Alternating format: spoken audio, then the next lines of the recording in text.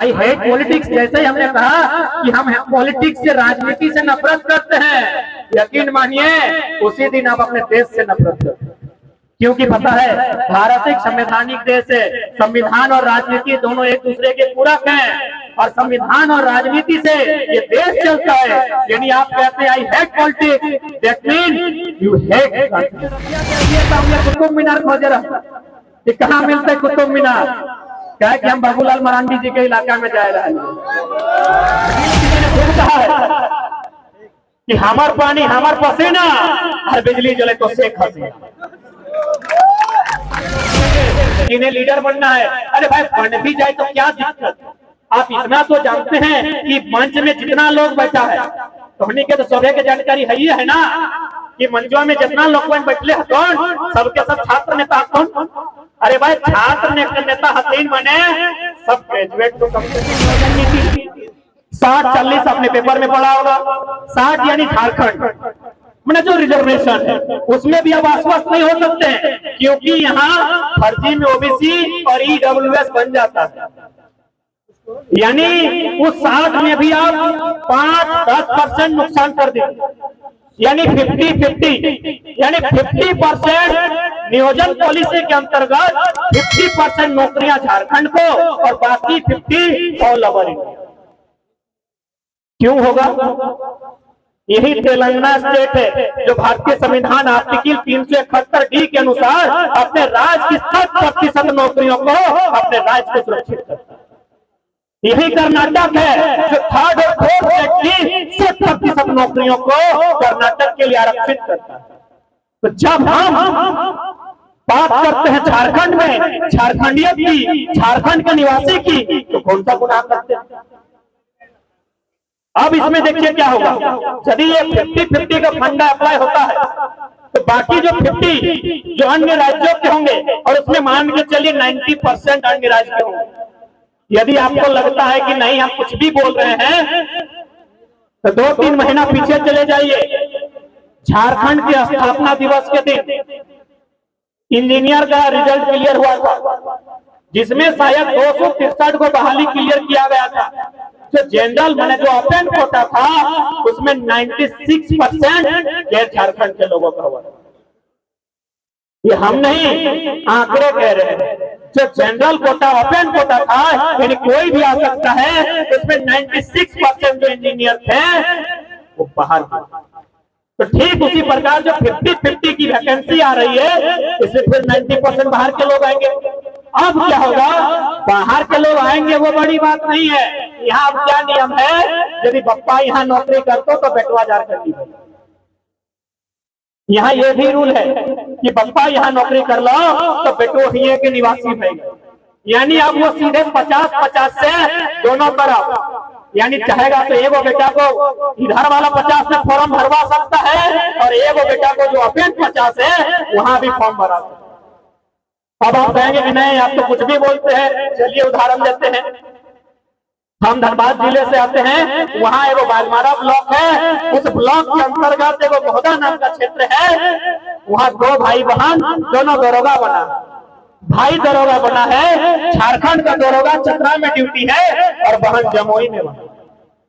जमुई झारखंड में नहीं, हम इतना जानते हैं। कहाँ आप खोज, यानी वे लोग दोनों जगह। ये जो 60-40 है वो एगो बेटा को 60 में भी डलवा सकता है और एगो बेटा को 40 में। कहे कौन नौकरी कर चुका है, वो यहाँ नौकरी कर चुका है। एगो बेटा वो 60 में फॉर्म भरेगा और दूसरा बेटा वो कहेगा तो 40 में। जैसा मन करेगा वैसा। तो यदि आज हम लोग इन चीजों का विरोध नहीं करते हैं तो हमारे जो छात्र, खासकर जैसा कि आंकड़े कहते हैं, हजारीबाग जिसको हम लोग एजुकेशन राजधानी कहते हैं, सबसे पढ़ने वाला छात्र हजारीबाग जाता है। सुने 75% तो गिरिडीह वाला, 75% गिरिडीह वाला होता है। कैसे पढ़ता है वहां? बाप का सरकारी नौकरी है, होगा 2-4% सरकारी नौकरी का बेटा लोग होगा। मैक्सिमम लोग किसान परिवार से है, मैक्सिमम लोग मिडिल क्लास फैमिली से है। बड़ी मुश्किल से रूम लेता है, घर से चोरा उड़ा जाता है। हम तो बोले बेचारों की महसूस है क्या, ना हम लोग खुद बनाते हैं। यानी किन विकट परिस्थितियों में आज झारखंड के लोग, झारखंड की युवा पढ़ाई पढ़ रहे हैं, हजारीबाग में, रांची में जाके, धनबाद में जाके तैयारी कर रहे हैं। और जैसे ही तैयारी 10 साल 12 साल, किसी का पेट बढ़ गया, किसी की आंख की रोशनी चले गई, कोई तो टकला आ गया, 2-4 को तो बूढ़ा हो गया, पता चला वैकेंसी रद्द, पता चला वैकेंसी रद्द। अभी मकसूद आलम जी वो चिट्ठी दिए, बोला हम 2016 में टीजीटी पास अभ्यर्थी हैं, ग्रेजुएट का मामला है, अभी पोस्ट ग्रेजुएट मांगा जा रहा है। हम सीधा कहना चाहेंगे, एसएससी ने आपके हिस्से की सीट को किसी बाहरी को बेच दिया। जेपीएससी में भी एक मामला आया था कुमारी दीप प्रेरणा का, BC1 से एगो सीट था, कुमारी दीप प्रेरणा का दावा था, लेकिन आखिरी समय एक चमत्कार होता है, पटना की एक लड़की को सीट दिया जाता है, अभी BC2। यानी इस राज्य में ऐसी ऐसी घटनाएं घट रही है जिस पर आप यकीन नहीं कर सकते, जिस पर आपकी कानों को यकीन नहीं होगा ना, आप किसी भी कानूनी प्रक्रिया से अगर होकर जाएंगे तो आप यकीन नहीं कर सकते हैं आज इस राज्य में इतनी दुर्दशा हो। तो इसके लिए जिम्मेवार कौन है? आज देख सकते हैं अगर झारखंड को बेकार और बर्बाद किया जा रहा है तो उसके पीछे 3-4 लोग ही हैं। पहली ब्यूरोक्रेसी, दूसरी कॉर्पोरेट और तीसरी कंपनियां। तो इनको सपोर्ट कौन कर रहे हैं? हमारे विधायक। क्योंकि लोकतांत्रिक व्यवस्था में आज अभी पूर्व के वक्ता लोग कह रहे थे कि आज के नौजवान कहते हैं आई हेट पॉलिटिक्स। यही हमारी हार हो जाती है। आई हेट पॉलिटिक्स, जैसे ही हमने कहा कि हम पॉलिटिक्स से, राजनीति से नफरत करते हैं, यकीन मानिए उसी दिन आप अपने देश से नफरत करते हैं। क्योंकि पता है भारत एक संवैधानिक देश है, संविधान और राजनीति दोनों एक दूसरे के पूरक हैं, और संविधान और राजनीति से ये देश चलता है। यानी आप कहते हैं I hate politics, that mean you hate राजनीति, क्योंकि पॉलिटिक्स संविधान से चलता है। इसलिए आप ये कह सकते हैं आई हेट पॉलिटिशियन। हम अपने राजनेताओं से नफरत करते हैं। यदि आप राजनीति से नफरत करते हैं तो फिर हम लोग के लिए ये बालू खेलना है, मिट्टी काटना है, बाकी पॉलिसी तो विधानसभा के भीतर बनती है। और हम भी जब हम तो कहले रखिए कहीं आए ही, जब यहाँ रतिया कह लिए तो हम ये कुतुब मीनार खोजे रहा कि कहाँ मिलते कुतुब मीनार, क्या कि हम बाबूलाल मरांडी जी के इलाका में जा रहे हैं। हमें सोच ले रही है ना कि राज धनवार में अगर से पहले तो आज मोटा मोटी 420 को जनसभा भय गलो। हमरा बुझाओ नरेंद्र मोदी अपन जीवन में अपना सभा नहीं कर लिया तो हम सोच लिए अगर में लगभग 300 जनसभा हमें स्कॉर्पियो पे कर लेंगे तो नहीं देख ले हमें 300 सभा स्टेज से ना स्कॉर्पियो के छत पर कर ले रही है। तो आज हम खोजले कुतुब मीनार के ऊपर से सभा करवाए, कि मराठी जी कहले रहे थे कि कहाँ है कुतुब मीनार, हम वहां से कूद के मर जाए, लेकिन भारतीय जनता पार्टी यानी बाहरी जनता पार्टी में ना जाए। हम रतिया 12 बजे कुछ ले विपिन सामने हो, रतिया हम 12 बजे अली कि चल पहले कुतुब मीनार पर, कुतुब मीनार से भाषण देवे, वहां से लोग सुनते हैं तो तनी आवाज भी दूर तक जीता है और लोग की संख्या भी ज्यादा है।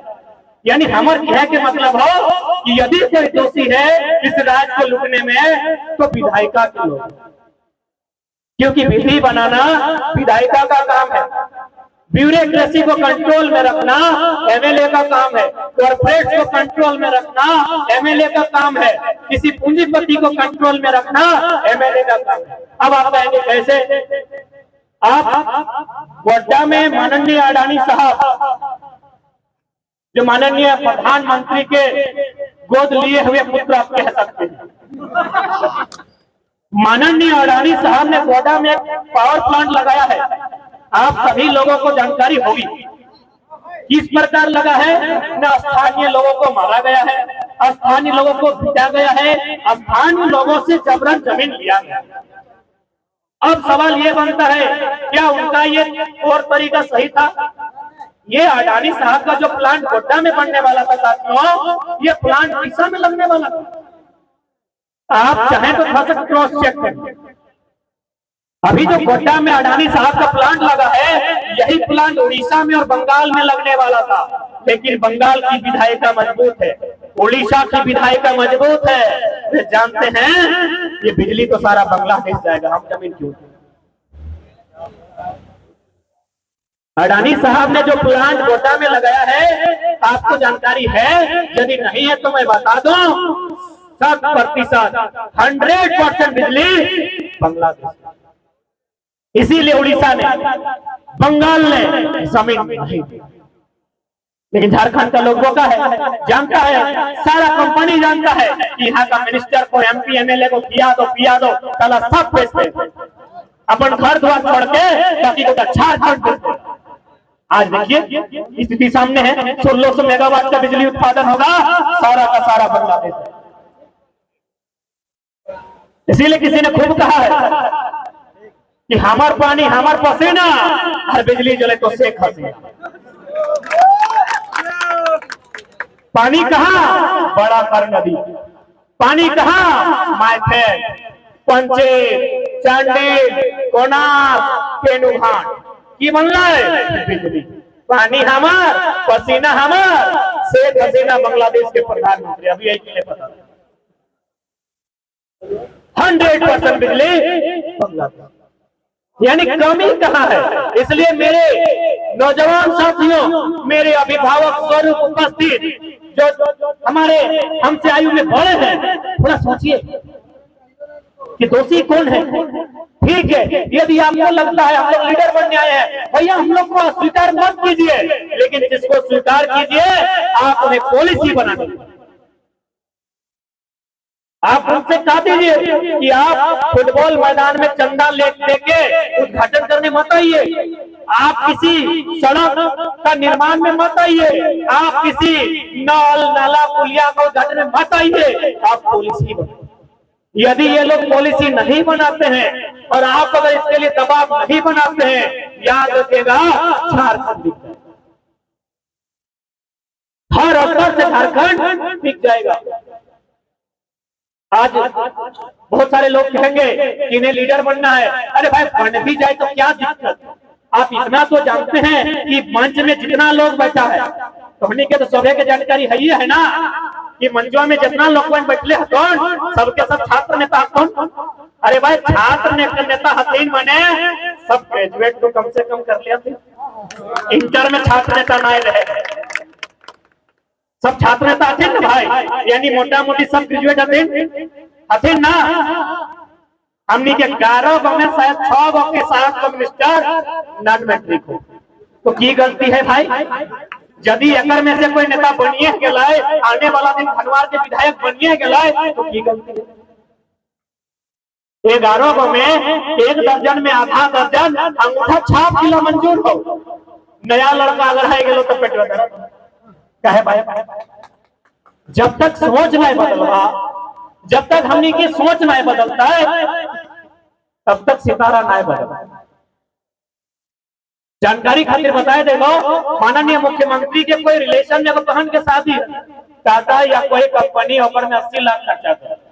अब बताओ, यदि वो कंपनी कहीं जमीन अधिग्रहण जबरत करिए लेता है, तो मुख्यमंत्री की कह सकता है 80 लाख खर्चा कर ले। कहे बताओ, मिशन लेस विजन लेस। इनके पास दूरदर्शी सोच है ही नहीं। दूरदर्शी सोच हमारे राज्य के किसी MLA, किसी मिनिस्टर में है ही नहीं कि 20 सालों में झारखंड जाए। क्योंकि कहा गया है कि जब जब लोग शोषित होते हैं, जब जब किसी के अधिकार का हनन होता है, जब जब इंसान का वंचन होता है, दमन होता है, उत्पीड़न होता है, दोहन होता है, तब तब क्रांति। बस हम लोग क्रांति का माध्यम बन गए कि उठो नौजवानों, फिर से इंकलाब आया है, कि झारखंड की गलियों से एक इंकलाब आया है। उठो नौजवानों, फिर से इंकलाब आया है। ये नौजवान बचाने चले हैं आज वतन, खुशी से झूमते हुए नंगे बदन। नंगे बदन का मतलब आज सीने में 1932 का कत्याम लेकर कि लाख चला लो गोलियां एक कम नहीं होंगे, लाख चला लो गोलियां एक कम नहीं होंगे, शीश कटेंगे लेकिन गम नहीं। हमने बहुत बर्दाश्त किया है, और बहुत सारे लोग जो बाहरी बिक्री की बात करते हैं, क्योंकि समय हो चला है, शाम का समय है, और हमारे पूर्व जितने वक्ता है उन्होंने बहुत अच्छी अच्छी तार्किक बातों को रखा है। मुझे तो लगा कि आज मुझे कहना ही नहीं चाहिए, लेकिन क्योंकि आयोजन कमेटी का मान को रखते हुए मैंने कहा, क्योंकि मुझे लगा आज जो भी पूर्व के वक्ता थे उन्होंने बहुत बेहतरीन तरीके से झारखंड की हालात से आपको रूबरू कराया। जो लोग बाहरी बिक्री की बात करते हैं, मैं लॉजिकली बात आपके सामने रखना चाहूंगा, और ये मैं नहीं, बिहार राज्य, क्योंकि हमारा विवाद जब भी होता है तो बिहार झारखंड, बिहारी झारखंडी, बिहारी झारखंडी होता है। जो लोग पढ़े लिखे हैं, जिनके हृदय में दिल बसता हो, जो लोग न्याय चाहते हैं, जो लोग समानता चाहते हैं, जो लोग भाईचारा चाहते हैं, अगर वो बिहारी भी है तो झारखंड की इस लड़ाई में कैसे साथ हम बताते हैं। बिहार राज्य के एक उच्च न्यायालय के किसी जज का फोन आया था हमको, फरवरी का महीना था, 5 फरवरी से 10 फरवरी का दिन हमको कंफर्म नहीं हो पा रहे, क्योंकि हमको नहीं पता था कि उनकी बात को कभी हम अपने भाषण में रखेंगे। बिहार राज्य के हाई कोर्ट के किसी जज का, पटना के जज का फोन आया था। उन्होंने हमसे कहा, बाबू आप जो भाषा की लड़ाई लड़ रहे हैं बिल्कुल सही लड़ रहे हैं। हम बोले सर आपका परिचय? बोला हम बिहार में न्यायालय के जज हैं। हम बोले सर इसमें तो सबसे ज्यादा बिहार राज्य के लोग ही प्रभावित होंगे हमारी नीति से। बोला इसमें गलत क्या है बाबू, भारत एक संवैधानिक देश है। इस देश में अलग अलग राज्य का गठन इसीलिए हुआ है कि उस राज्य के निवासी को आगे आने का मौका मिलेगा। अब तुम ही बताओ, यदि तुम्हारे लोगों को अलग अधिकार नहीं मिलेगा, और यदि बिहार और झारखंड के छात्रों को एक साथ एक यूनिफॉर्म बैठा के, पहना के, एक कुर्सी में बैठा के एग्जाम लिया जाएगा, बिहार के लड़का के सामने झारखंड कहीं नहीं टिकेगा। बिहार के जज ने कहा। हम बोले बिल्कुल सर, सही बात आपने कहा, क्योंकि बिहार में नालंदा विश्वविद्यालय आज से 1000 साल पहले बना। बिहार में विक्रमशिला विश्वविद्यालय आज से 1000 साल पहले बना है। आप बताइए झारखंड का पहला विश्वविद्यालय कब बना? 1960 में रांची विश्वविद्यालय। बिहार में 1000 साल पहले विश्वविद्यालय बना है, झारखंड में 1960 में बना है। क्या मुकाबला होगा एजुकेशन में? क्या मुकाबला होगा? नहीं होगा, क्योंकि वो इंसान दिल से साफ था। भले वो बिहार का था, अभी जज है, छोटा मोटा हवलदार चपरासी दरोगा नहीं है, वो जज है। और हम कोई छोटे फेंका फेंकी वाला बात नहीं कर रहे हैं। हम जो उनसे बात हुआ टेलीफोन में वही बात कर रहे हैं, हमसे डायरेक्ट नहीं इनडायरेक्ट बात हुआ था। एक श्रीवास्तव करके वकील रहते हैं धनबाद में, उनको टेलीफोन किया था, बोला एगो नाम है, बड़ा नाम सुन रहे लड़का का धनबाद का, इसी तरह बात कराओ। उन्होंने क्या किया, आसपास में पता किया, जो लोकल वकील थे, खासकर हमारा टाइटल सुना था, तो हम लोग का समुदाय का बहुत बड़ा वकील धनबाद में रहता है, उनसे पता किया, हमसे बात करवाया। उन्होंने कहा बिल्कुल तुम्हारी लड़ाई सही है। यदि पूरा इंडिया एक होता, कश्मीर से कन्याकुमारी, गुजरात से अरुणाचल प्रदेश, और यदि किसी असम के इंसान का नौकरी लग जाता गुजरात में, मास्टर बन जाता, कंट्रोल कर पाता। यदि किसी बंगाल का इंसान पंजाब में जाके दरोगा बन जाता, बोलते समझ में आता। इसीलिए भारत में अलग अलग राज्य इसीलिए बने हैं क्योंकि यहाँ विविधताएं, यहाँ भाषा एक नहीं है, यहाँ पहनावा एक नहीं है। अरे उतना तो छोड़िए, यहाँ भगवान एक नहीं।